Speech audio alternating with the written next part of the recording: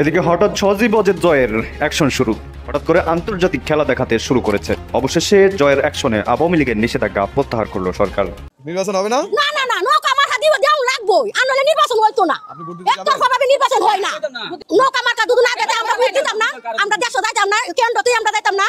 মার্কা দুদু না দিতে আমরা যাইতাম না। মার্কা দেও লাগবো, নৌকা মার্কা। সজীব ওয়াজেদ জয়ের সাক্ষাৎকারে নির্বাচন বিষয়ে যে কনফিডেন্স, যে আত্মবিশ্বাস, তাতে একরকম পরিষ্কার যে তাদের খুবই শক্তিশালী পক্ষগুলোর সঙ্গে আলাপচারিতা হচ্ছে যে আওয়ামী লীগকে নিয়েই যে নির্বাচন করতে হবে সেই পক্ষগুলো। Human rights watch, committee to protect journalist সহ 6 মানবাধিকার সংগঠন তো এগিয়ে এসে প্রকাশ্য বিবৃতি দিয়েছে। ঘটনার মূল খলনায়ক কিন্তু আসিফ মাহমুদ সজীব ভুইয়া, বড় ব্লুটুথ বয়।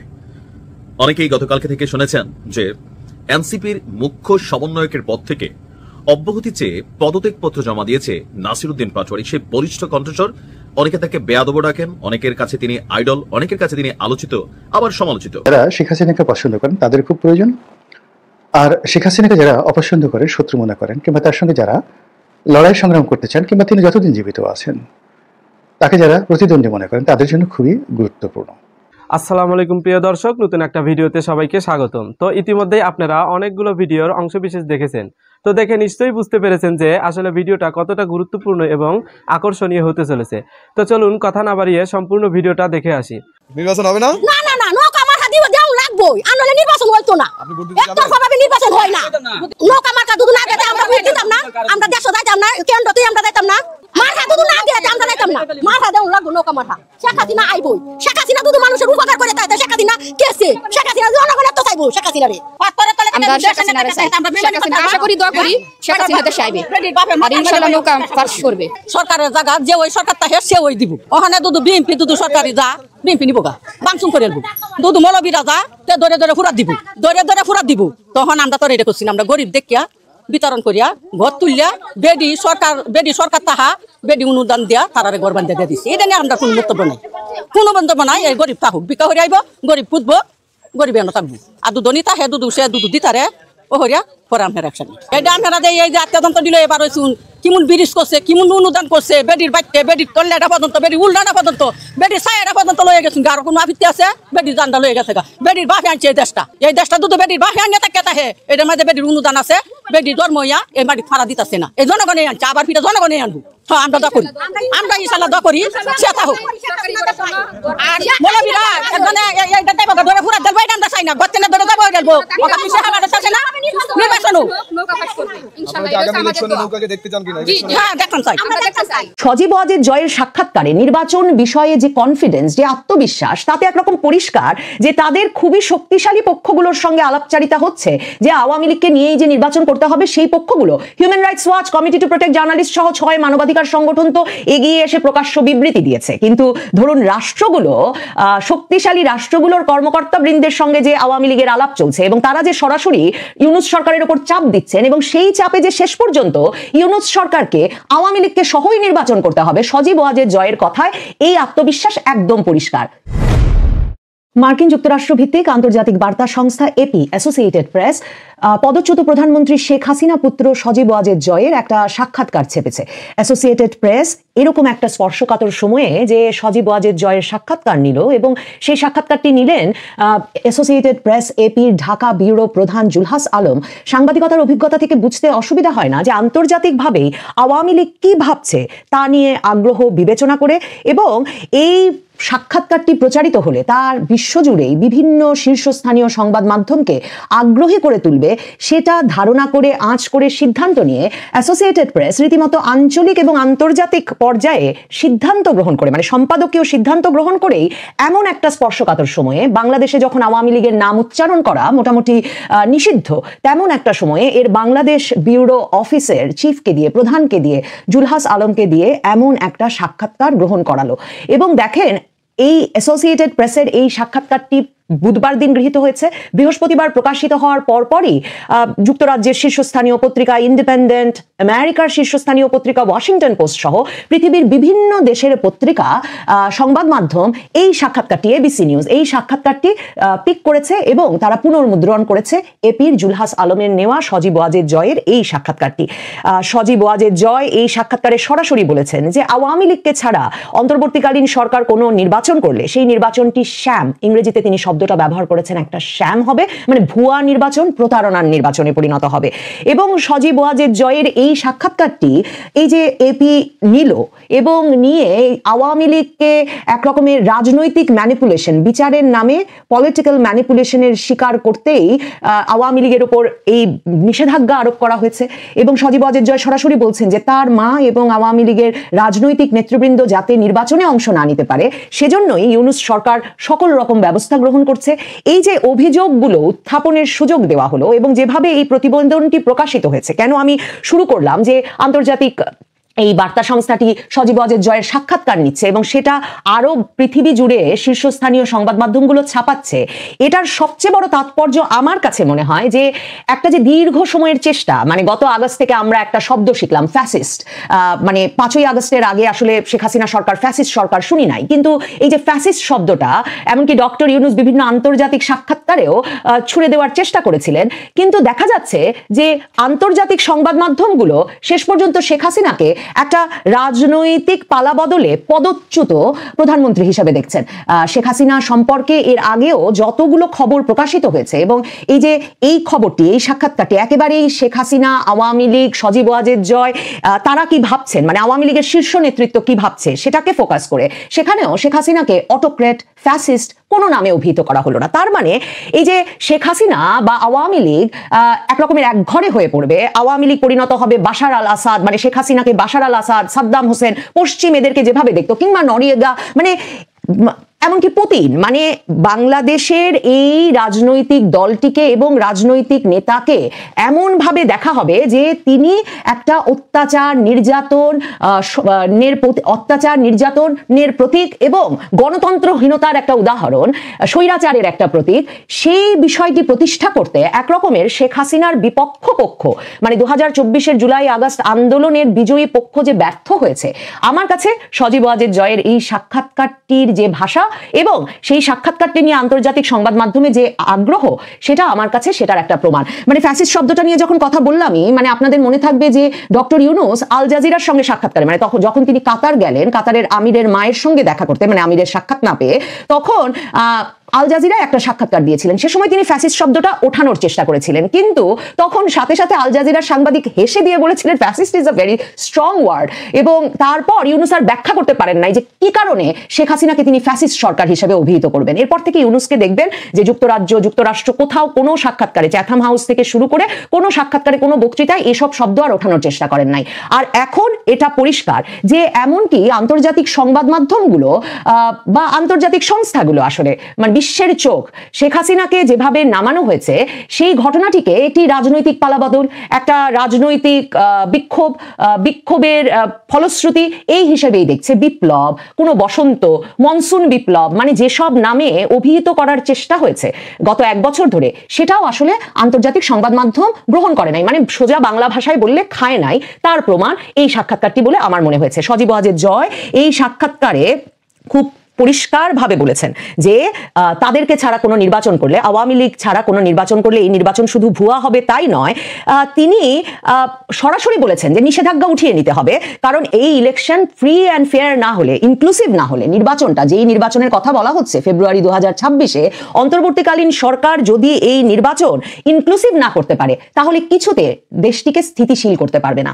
বাংলাদেশ যে একটা অস্থিতিশীল অবস্থায় আছে সেটা আসলে এত পরিষ্কার আন্তর্জাতিক পক্ষের কাছে, আন্তর্জাতিক সংবাদ মাধ্যমের চোখে, যে এই বিষয়টিকেই শিরোনাম করেছে এপি যে ousted Bangladesh leader son says only an inclusive election could stabilise the country. একমাত্র একটা অন্তর্ভুক্তিমূলক নির্বাচনই দেশটিকে স্থিতিশীলতার দিকে নিয়ে যেতে পারে। এবং কোনটা অন্তর্ভুক্তিমূলক নির্বাচন? যেই নির্বাচনে আওয়ামী লীগকে অংশগ্রহণ করতে দেওয়া হচ্ছে। সজীব ওয়াজেদ জয় পরিষ্কার বলেছেন সেজন্য তাদের ওপর নিষেধাজ্ঞা তুলে নিতে হবে। এবং শুধু সেটা বলে তিনি থামেন নাই, তিনি বলেছেন এমনকি হঠাৎ করে একেবারে নির্বাচনের আগে যদি নিষেধাজ্ঞা তুলে নেওয়া হয় সেটাও যথেষ্ট হবে না, সেটাও নির্বাচনকে একটা ভুয়া নির্বাচনে পরিণত করবে। আবারও তিনি শ্যাম শব্দটা ব্যবহার করেছেন যে সেটাও একটা শ্যাম নির্বাচনে পরিণত হবে, কারণ মানে আওয়ামী লীগকে নির্বাচনের প্রস্তুতি নেওয়ার, তার এলাকাগুলোয় কাজ করার যথেষ্ট সুযোগ দেওয়া হচ্ছে না নির্বাচনের আগে। তার মানে আমার এই সাক্ষাৎকারটা পড়ে মনে হয়েছে যে আন্তর্জাতিক পক্ষগুলোর সঙ্গে, মানে গত কিছুদিন ধরে তো এটা খুব পরিষ্কার ভাবে প্রমাণ পাওয়া যাচ্ছিল। ধরেন মে মাস থেকে যুক্তরাষ্ট্রের রাষ্ট্রদূত মে মাসে গিয়ে সাবের হোসেন চৌধুরীর বাসায় উপস্থিত হলেন, কদিন আগে 3 দেশের রাষ্ট্রদূত পতাকা নামিয়ে সাবের হোসেন চৌধুরীর বাসায় উপস্থিত হলেন। আপনাদেরকে আমি তখনই বলেছিলাম যে রাষ্ট্রদূতরা যখন মানে এই একরকমের জানান দিতে আওয়ামী লীগ নেতার বাড়িতে গিয়ে উপস্থিত হচ্ছেন, তখন বুঝতে বাকি থাকে না যে এই দেশগুলোর পররাষ্ট্র মন্ত্রণালয়ের শীর্ষ পর্যায়ের নেতৃবৃন্দ, কর্মকর্তাবৃন্দ এখন আওয়ামী লীগের শীর্ষ পর্যায়ের নেতৃবৃন্দের সঙ্গে আলাপ আলোচনা করছেন।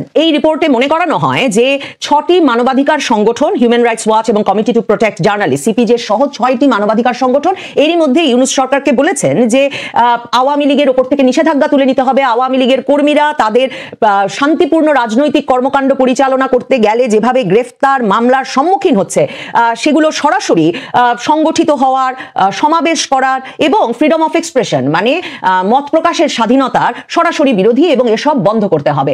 তো সজীব ওয়াজেদ জয় বলছেন যে কাজী আওয়ামী লীগ ছাড়া নির্বাচন করলে সেই নির্বাচন কিছুতেই গ্রহণযোগ্য হবে না আন্তর্জাতিক পক্ষগুলোর চোখে, এবং আওয়ামী লীগকে সবচেয়ে গুরুত্বপূর্ণ যেটা, আওয়ামী লীগকে নির্বাচনে প্রস্তুত হওয়ার জন্য যথেষ্ট সময় দিতে হবে, না হলেও নাকি সেই নির্বাচন আন্তর্জাতিক পর্যবেক্ষক এবং বাংলাদেশের জনগণ দ্বারা কোনোভাবেই গ্রহণযোগ্য হবে না। মানে সজীব ওয়াজেদ জয়ের সাক্ষাৎকারে নির্বাচন বিষয়ে যে কনফিডেন্স, যে আত্মবিশ্বাস, তাতে একরকম পরিষ্কার যে তাদের খুবই শক্তিশালী পক্ষগুলোর সঙ্গে আলাপচারিতা হচ্ছে যে আওয়ামী লীগকে নিয়েই যে নির্বাচন করতে হবে সেই পক্ষগুলো, human rights watch, committee to protect journalist সহ 6 মানবাধিকার সংগঠন তো এগিয়ে এসে প্রকাশ্য বিবৃতি দিয়েছে, কিন্তু ধরুন রাষ্ট্রগুলো, শক্তিশালী রাষ্ট্রগুলোর কর্মকর্তাবৃন্দের সঙ্গে যে আওয়ামী লীগের আলাপ চলছে এবং তারা যে সরাসরি ইউনূস সরকারের উপর চাপ দিচ্ছেন এবং সেই চাপে যে শেষ পর্যন্ত ইউনূস সরকারকে আওয়ামী লীগকে সহই নির্বাচন করতে হবে, সজীব ওয়াজেদ জয়ের কথায় এই আত্মবিশ্বাস একদম পরিষ্কার। কিন্তু সজীব ওয়াজেদ জয় বা আওয়ামী লীগের বরং উদ্বেগ যে সেই নিষেধাজ্ঞা যদি নির্বাচনের ঠিক আগে আগে তুলে নেয় তাহলে তো আওয়ামী লীগ যথেষ্ট প্রস্তুতি নিয়ে নির্বাচন করতে পারবে না, এবং তাহলেও নাকি সেই নির্বাচন গ্রহণযোগ্য হবে না আন্তর্জাতিক পক্ষগুলোর কাছে। তার মানে সেই বিষয়টাও বারবার আন্তর্জাতিক পক্ষগুলোকে আওয়ামী লীগ বলছে। দেখেন, আওয়ামী লীগ যে নির্বাচনের প্রস্তুতি শুরু করেছে, আমি সেটা 21শে অক্টোবর যখন সারা ঢাকা শহরের 35টি পয়েন্ট থেকে আওয়ামী লীগ মিছিল বের করলো, এবং সেই মিছিলগুলোতে যখন তারা সুনির্দিষ্টভাবে তাদের ফেসবুক পেজে চিহ্নিত করে দিল যে এই মিছিলটি ঢাকা 14 আসন আয়োজন করেছে, এই মিছিলটি ঢাকা 13 আসন আয়োজন করেছে, এমনকি ঢাকায় এসে ফেনী 1 আসনের কর্মীবৃন্দ এই মিছিলটি আয়োজন করেছেন, তখনই আমি আপনাদেরকে বলছিলাম যে আওয়ামী লীগ সভানেত্রী শেখ হাসিনা ভারতে বসে আমরা জানি যে ব্যাপকভাবে তৃণমূল সংগঠিত করার কাজ করছেন, যার ফলশ্রুতিতে এত বিপদ আপদ মামলা হামলার মধ্যে আওয়ামী লীগ মানে রাজপথে মিছিল নিয়ে বেরোচ্ছে। গতকালও স্বরাষ্ট্র উপদেষ্টা জাহাঙ্গীর আলম চৌধুরী দেখলাম যে খুব মানে ঘর্মাক্ত অবস্থায় বলছেন যে হ্যাঁ আজকেও ঢাকায় মিছিল হয়েছে, এখানে হয়েছে, ওখানে হয়েছে। তো সেই পরিস্থিতিটা যে তিনি সৃষ্টি করেছেন, এখন আসলে তিনি সরাসরি আমার ধারণা আসন ভিত্তিক নেতাকর্মীদের সংগঠিত করা শুরু করে দিয়েছেন, কারণ আওয়ামী লীগ তো নির্বাচনমুখী দল। দেখেন, আওয়ামী লীগ এমনকি 79 সালে জিয়ার আমলের যে প্রথম নির্বাচন, সেই নির্বাচনেও অংশগ্রহণ করেছে। 2 ভাগ তখন আওয়ামী লীগ, এবং 2 ভাগে আওয়ামী লীগ নির্বাচন করেছে এবং নির্বাচন করে 30% বেশি ভোট নিয়ে এসেছে। এবং আওয়ামী লীগের তখন কোনো নেতৃত্ব মানে নির্দিষ্ট নাই, শেখ হাসিনা আসেন নাই তখনও দেশে, এবং বঙ্গবন্ধুর মৃত্যুর পর অনেক দিন মানে একেবারে ছত্রভঙ্গ, মামলা হামলা, খুন, এই সবের শিকার হয়ে আওয়ামী লীগের এক ব্যাপক দুঃসময়। সে সময়ও আওয়ামী লীগ নির্বাচনে অংশগ্রহণ করেছে। কাজেই আওয়ামী লীগ যে নির্বাচনে অংশগ্রহণ করতে প্রস্তুত হচ্ছে, তারা যে আন্তর্জাতিক পক্ষগুলোকে বলেছে যে আমরা প্রস্তুত, কিন্তু সময় মতো দ্রুত এই নিষেধাজ্ঞা তুলে নিতে হবে এবং নির্বাচনের বেশ আগে তুলে নিতে হবে যাতে স্বাভাবিক রাজনৈতিক কার্যক্রমে ফিরতে পারে দলটি, সেটা পরিষ্কার করেছেন সজীব ওয়াজেদ জয়। সেজন্য কি ইউনূস সরকারকে পড়ে যেতে হবে? এই বিষয়টায় এপিতে সাক্ষাৎকারে কোনো কথা বলেন নাই তিনি বলেছেন যে সরকারকে নিষেধাজ্ঞা তুলে নিতে হবে এবং সরকারকে আওয়ামী লীগ যাতে স্বাভাবিক রাজনৈতিক কার্যক্রম পরিচালনা করতে পারে তার ব্যবস্থা করে দিতে হবে। আসসালামু আলাইকুম রাহমাতুল্লাহি ওয়া বারাকাতুহু। সম্মানিত দর্শক, আজকে যে বিষয়টি নিয়ে আলোচনা করব, এটি যারা শেখ হাসিনাকে পছন্দ করেন তাদের খুব প্রয়োজন, আর শেখ হাসিনাকে যারা অপছন্দ করেন, শত্রু মনে করেন, কিংবা তার সঙ্গে যারা লড়াই সংগ্রাম করতে চান, কিংবা তিনি যতদিন জীবিত আছেন তাকে যারা প্রতিদ্বন্দ্বী মনে করেন, তাদের জন্য খুবই গুরুত্বপূর্ণ। আমি শেখ হাসিনাকে খুব কাছাকাছি থেকে যতটুকু দেখেছি, তারপর আমার জ্ঞান বুদ্ধি অনুযায়ী তাকে যতটুকু বোঝার চেষ্টা করেছি, তাতে মনে হয়েছে যে বাংলাদেশে অন্য সাধারণ রাজনীতিবিদ, অন্য সাধারণ রমণী কিংবা তার বয়সী যে সকল মানুষ রয়েছে, নারী এবং পুরুষ, তাদের থেকে তিনি একেবারে সম্পূর্ণ 180 ডিগ্রি অ্যাঙ্গেলে উল্টো প্রকৃতির একজন মানুষ। তার বয়স এখন প্রায় 80 বছর, কিন্তু আপনি তার কণ্ঠ শুনে বুঝতেই পারবেন না যে তার বয়স 80 বছর। তিনি এখনো যে ভাষায় কথা বলেন মনে হবে যে তার বয়স 20-22 বছর। তার অভিমান, তার কথা বলার ঢং, তার রাগ হওয়ার প্রকৃতি, তারপরে তার আদর সোহাগ করার প্রকৃতি, স্নেহ ভালোবাসা, ক্রোধ, সবই মনে হচ্ছে সেই 24 বছর বা 34 বছরের বয়সী। আমি এখানে 24 এবং 34 এই দুটো মানে সংখ্যা ব্যবহার করেছি। এর কারণ হলো 1971 সনে তার বয়স ছিল 24 বছর, আর 1981 সনে তিনি যখন বাংলাদেশে ফিরে এলেন তখন তার বয়স হলো 34 বছর। তো 34 বছর বয়সে 1981 সনে তিনি যখন বাংলাদেশে এলেন, ঠিক তখন থেকে তাকে খুব ঘনিষ্ঠভাবে আমার দেখার সুযোগ হয়েছে।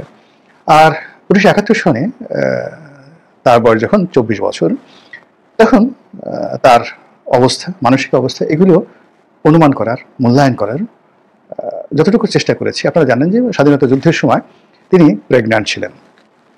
তো 24 বছর বয়সী বা 23 বছর বয়সী একজন রমণী যখন প্রেগন্যান্ট থাকেন, যে কোনো মানুষই, যে কোনো নারী প্রেগন্যান্ট থাকেন, তার শরীর মনের উপর একটা নিদারুণ চাপ পড়ে, অস্বাভাবিক একটা চাপ পড়ে। তো স্বাধীনতা যুদ্ধের সময়টিতে তিনি প্রেগন্যান্ট ছিলেন। দ্বিতীয়ত ওই সময়টিতে তার পিতা জেলখানাতে বন্দী ছিলেন। আমরা যারা আওয়ামী লীগ বিরোধী, তারা বঙ্গবন্ধুর সেই যে গ্রেপ্তার হওয়া নিয়ে নানা রকম কোষা রটনা করি। আমরা যারা মুক্তিযুদ্ধের বিপক্ষের শক্তি, আমরা বলার চেষ্টা করি যে ওই সময় বাংলাদেশে কিছুই ঘটেনি, সারা বাংলাদেশের দুধ এবং মধুর নহর প্রবাহিত হয়েছে। আমরা যারা আওয়ামী পরিবার বিরোধী বা আওয়ামী লীগের যে নেতৃত্বের শেখ পরিবার বিরোধী, তারা বলার চেষ্টা করি যে ওই সময়টিতে শেখ হাসিনা এবং তার পরিবার ক্যান্টনমেন্টের তত্ত্বাবধানে ছিলেন এবং তারা ক্যান্টনমেন্ট থেকে ভাতা গ্রহণ করে আরাম আয়েশে ছিলেন। কিন্তু ঘটনা কিন্তু তা নয়। বাস্তবতা হলো যে 1971 সনে যারা এই শহরে ছিলেন, যারা মুক্তিযুদ্ধ করেছেন, যতটুকু দৃশ্য আমরা চলচ্চিত্র, পত্রপত্রিকা এবং দেশি বিদেশি গণমাধ্যম এবং ওই সময়টাতে যে সকল প্রামাণ্য চিত্র এই বাংলাদেশের জহির রায়হানদের মতো লোকেরা তৈরি করেছেন এবং বিশ্বের বড় বড় টেলিভিশন কোম্পানিগুলো, বিবিসির মতো প্রতিষ্ঠান যে ডকুমেন্টারিগুলো তৈরি করেছেন, বিশ্বাস করেন এ যুদ্ধ ভিয়েতনাম যুদ্ধের চাইতে কোনো অংশে নির্মম ছিল না, কম নির্মম ছিল না। এখানে যেভাবে ধর্ষণ করা হয়েছে, যেভাবে মেয়েদেরকে তুলে নেওয়া হয়েছে এবং উলঙ্গ করে ফেলা হয়েছে প্রকাশ্যে, তারপর সেই উলঙ্গ মেয়েকে কাঁধে করে নিয়ে তারপরে মিলিটারিদের সামনে ওপেন প্রকাশ্যে ধর্ষণ করার জন্য ছেড়ে দেওয়া হয়েছে এবং উপর্যুপরি ধর্ষণ করে যেভাবে মেয়েদেরকে হত্যা করা হয়েছে, যারা এই মেয়েদেরকে সংগ্রহ করেছিল, যারা এই মেয়েদেরকে ধরে নিয়ে গিয়েছিল এবং মিলিটারি ক্যাম্পে যাদেরকে এই সকল মেয়েদেরকে উপহার দেওয়া হয়েছিল এবং সেই মিলিটারি ক্যাম্পে উপর্যুপরি মিলিটারির, পাকিস্তানি আর্মির ধর্ষণে মারা গিয়েছে, এরকম শত শত ঘটনা, নির্মম ঘটনার এই জমিন সাক্ষী। তো এই খবর যখন টেকনাফ থেকে তেঁতুলিয়া পর্যন্ত এরকম একটা ঘটনা, ধরুন আমাদের দেশে পূর্ণিমা সেই ধর্ষিতা হয়েছেন, কেউ আমাদের দেশে একটা অগ্নিকাণ্ড ঘটেছে এই জমানাতে, তো টেকনাফে ঘটনা ঘটে, কিন্তু তেঁতুলিয়াতে মানুষের মনে আতঙ্ক তৈরি হয়। তো এই যে বাংলাদেশে, সারা বাংলাদেশে পাকিস্তানি বাহিনী লুটপাট করছে, রাজাকাররা, আলবদর, আশামসা ধরে নিয়ে যাচ্ছে এবং মেয়েদেরকে নিয়ে পাকিস্তান সেনাবাহিনীর সেই খেদমতে হাজির করছে। এ খবর জানার পর কোনো প্রেগন্যান্ট মেয়ে যার জীবন আছে তার স্বাভাবিকভাবে চালচলন করার কথা নয়। কিন্তু সেই 24 বছর বয়সেও তিনি সেই সময়টিতে দৃঢ়তা রেখেছেন এবং দৃঢ়তা রাখার ফলে অন্য মহিলা হলে মিসক্যারেজ হয়ে যেত, সে গর্ভপাত হয়ে যেত, কিন্তু তার গর্ভপাত হয়নি। কাজেই তার দৃঢ়তা বোঝার চেষ্টা করুন। তিনি সজীব ওয়াজেদ জয়ের মতো একজন সন্তান তৈরি করেছেন। আপনারা যে যাই বলেন না কেন, সজীব ওয়াজেদ জয়, তার এডুকেশন ব্যাকগ্রাউন্ড, তার রেজাল্ট, আর যাই হোক না কেন তার সমপর্যায়ের রেজাল্ট অন্য রাজনৈতিক দলের নেতৃবৃন্দের ছেলে মেয়েদের নেই। হারভার্ডে পড়া এত সোজা জিনিস নয়, স্বাভাবিক না। আমরা যারা পড়াশোনা করেছি, আমাদের ঢাকা বিশ্ববিদ্যালয়ে ভর্তি হতে যান বের হয়ে গেছে। তো হারভার্ড, অক্সফোর্ড, কেমব্রিজ এই সকল শিক্ষা প্রতিষ্ঠানে ভর্তি হওয়া, পাশ করা, কোর্স কমপ্লিট করা এত সোজা জিনিস নয়। তো সেই 71-এ জন্ম নেওয়া সজীব ওয়াজেদ জয়, শেখ হাসিনার গর্ভ হয়ে জন্ম নেওয়া Sajeeb Wazed Joy Harvard graduate. Anyway, তো ওই যে 24 বছর বয়সে তার যে দৃঢ়তা ছিল, তার যে সাহস ছিল, এটা 34 বছর বয়সে তিনি সেটা দেখিয়েছেন। যেমন জিয়াউর রহমান সাহেব তাকে বললেন, এখন বিএনপি বলে, গর্ব করে বলে যে আমরা তাকে আহ্বান করেছি, আপনি আসেন, আমরা তাকে আসার অনুমতি দিয়েছি। তো যার বাপ মারা গেছে, মা মারা গেছেন, পুরো বংশ মিলিটারি হাতে মারা গেছেন, তাকে যদি কেউ আসতে বলে আর সাথে সাথে সেটা চলে আসবে, এটা যে খুব সহজ নয়। তা তো আপনারা এখন জনাব তারেক রহমান সাহেবের স্বদেশ প্রত্যাবর্তন নিয়ে দেখতে পাচ্ছেন। তার মা বাংলাদেশে অসুস্থ, রাজনীতির এত বড় দল, সারা বাংলাদেশ বলতে গেলে বিএনপি চালাচ্ছে, তারপর তিনি নিরাপত্তাহীনতায় ভুগছেন।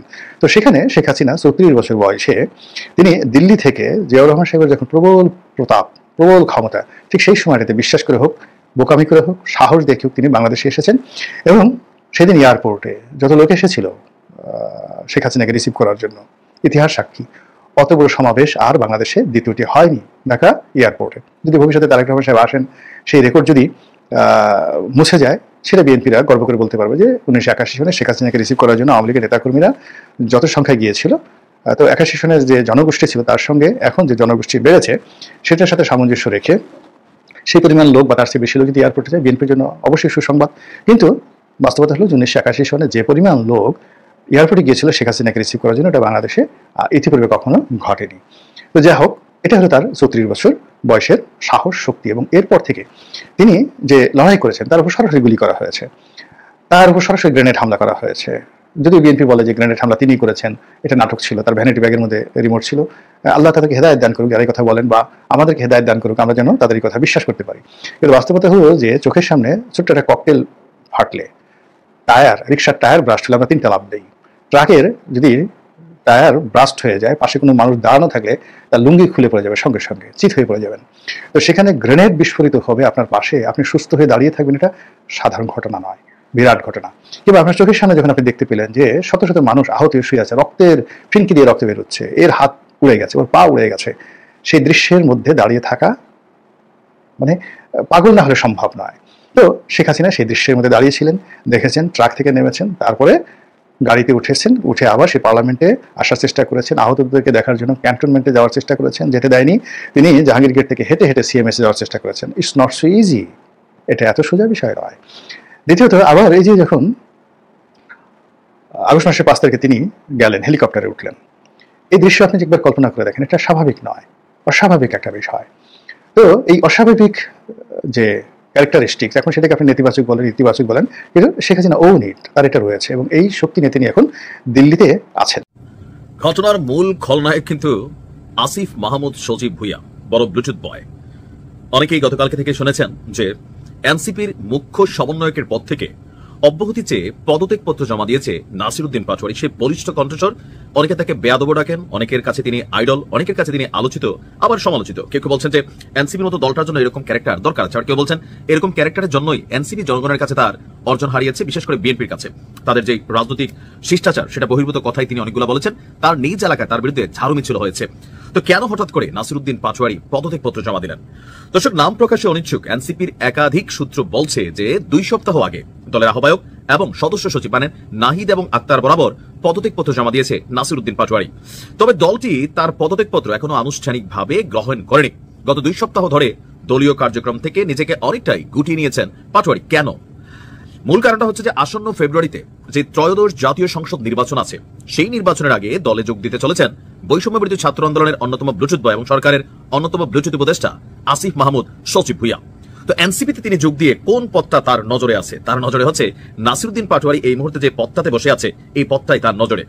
আর বর্তমানে যেহেতু নাসিরউদ্দিন পাটোয়ারি এই পদটিতে আছেন, সো আসিফ আসা মানে তাকে সেখান থেকে সরিয়ে দেওয়া, এটা তার জন্য নিতান্তই অপমানজনক। থাকে না যে যার জন্য এত চুরি করলাম, এত বাটে পড়লাম, এত কিছু করলাম, ঝাড়ু মিছিল হইলো, বদনাম মিছিল হইলো, সেই দলই আমাকে আমার জায়গা থেকে সরাই দিবে আরেকজন বাঘা প্লেয়ারের জন্য।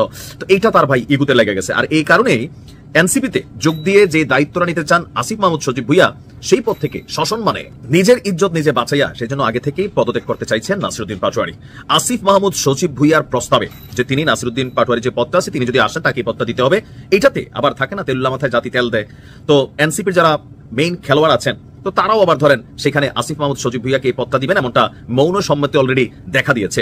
এতে মনক্ষুণ্ণ হয়ে কঠিন কষ্ট পাইয়া পদত্যাগপত্র জমা দিয়েছেন নাসিরউদ্দিন। তবে অব্যাহতি নিলেও দলের সদস্য হিসাবে থাকবেন বলে তার পদত্যাগপত্রে তিনি উল্লেখ করেছেন। এখন গভীর রাত থেকে এই বিষয়টা সামনে আসার পর নাসিরউদ্দিন পাটোয়ারিকে এ বিষয়ে গণমাধ্যম থেকে একাধিকবার কল করা হয়েছে, টেক্সট পাঠানো হলেও তিনি জবাব দেননি। তবে নাম প্রকাশে অনিচ্ছুক দলের কেন্দ্রীয় কমিটির এক যুগ্ম সদস্য সচিব বলছেন দল তার পদত্যাগপত্র পেয়েছে, আর সেই ইয়ার নাম হচ্ছে সম্ভবত ছেলেটার নাম কি জানো, আচ্ছা মানে আমাদের ব্লুটুথ বয় হান্নান মাসুদ। তিনি আবার বলছেন যে এই খবরটা সত্যি না। এখন বাংলাদেশের প্রত্যেকটা গণমাধ্যম এই তথ্য দিল, এনসিপির ভিতর থেকে গণমাধ্যমের দাবি যে তথ্য পেল, কিন্তু হান্নান মাসুদ বলছেন ভিন্ন কথা, যে নাসিরউদ্দিন পাটোয়ারি আপনার এনসিপির সাথে আছেন। তো আমরা যে গণমাধ্যমে রিপোর্টটা দেখলাম, হান্নান মাসুদের বক্তব্য কিছুদিন আগেও নির্বাচন কমিশনে পার্টি নিবন্ধন সংক্রান্ত কাজে তার দায়িত্ব তিনি পালন করেছেন। এছাড়া মুখ্য সমন্বয়ক হিসাবে তিনি বিভিন্ন উইংয়ের দায়িত্ব পালন করছেন। তার পদত্যাগের বিষয়টি, দল থেকে অব্যাহতি নেওয়ার বিষয়টি আপনার সঠিক নয়। তো যারা এই বক্তব্যগুলা জানিয়েছেন, তার হান্নান মাসুদ তার এক পোস্টে কনফার্ম করেছেন যে জাতীয় নাগরিক পার্টির এনসিপির মুখ্য সমন্বয়ক নাসিরউদ্দিন পাটোয়ারির পদত্যাগপত্রের যে সংবাদ ছড়ানো হচ্ছে তা গুজব ছাড়া আর কিছুই না, এমন অসত্য ভিত্তিহীন খবরের তীব্র নিন্দা জানাচ্ছেন। আমরাও অ্যাডভান্স নিন্দা জানাই রাখি। হান্নান মাসুদ, গণমাধ্যমে যা আসে বেশিরভাগ সময় তাই ঘটে। আসিফ আসার পরে যদি ঠিকই নাসিরউদ্দিন পাটোয়ারি এই পদ থেকে সইরা যায় বা পদত্যাগ করে, তাহলে বুঝতে হবে যে আপনি যে বক্তব্যটা দিচ্ছেন এই বক্তব্যটা আপনি উদ্দেশ্য প্রণোদিত দিচ্ছেন। বাট এখন আমরা যতটুকু বুঝতে পারতেছি যে দলের ভেতরে এটা নিয়ে খেলা চলতেছে, সিদ্ধান্ত নেওয়া হয়তোবা এখন এই বিষয়টা প্রকাশ হওয়াতে কিছুটা তো নেগেটিভ হয়ে গেছে। এখন আসলে কোনটা সত্য কোনটা মিথ্যা, ভালো থাকুন। তো প্রিয় দর্শক, আশা করছি সম্পূর্ণ ভিডিওটা মনোযোগ দিয়ে দেখেছেন।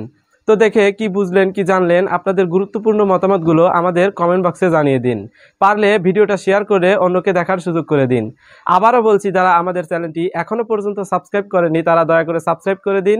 যারা ইতিমধ্যেই করে দিয়েছেন তাদের অসংখ্য ধন্যবাদ। সবাই ভালো থাকবেন, সুস্থ থাকবেন। আল্লাহ হাফেজ।